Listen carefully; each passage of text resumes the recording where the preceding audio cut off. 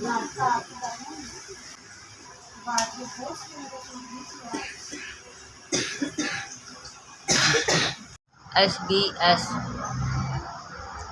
थान खुश रखे, अल्लाह थान आबाद रखे, अल्लाह थान टुकड़ियाँ देवे, इंशाअल्लाह बरकत होवे थाडे घरे परिवार नूं, इंशाअल्लाह जिंदगी होवे, अल्लाह थाडी रोज़ी बरकत पाए।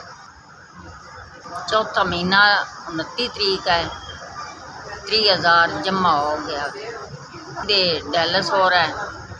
तो इंशाअल्लाह बच्ची भी थोड़े वास्ते दुआ कर रही, तो मैं भी इंशाअल्लाह थोड़े का दुआ कर रही कि इस दारन अल्लाह थान सलामत रखे। SBS तुसी हर महीने दे 30,000 जमा करांदे हो, बहुत शुक्रिया।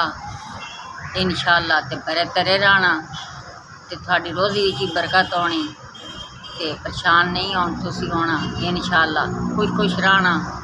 ते मेरी बच्ची दे डायलिस हो रहा है, तुसी बड़ी साडे नाल साथ मेरी बच्ची दे दे रहे हो।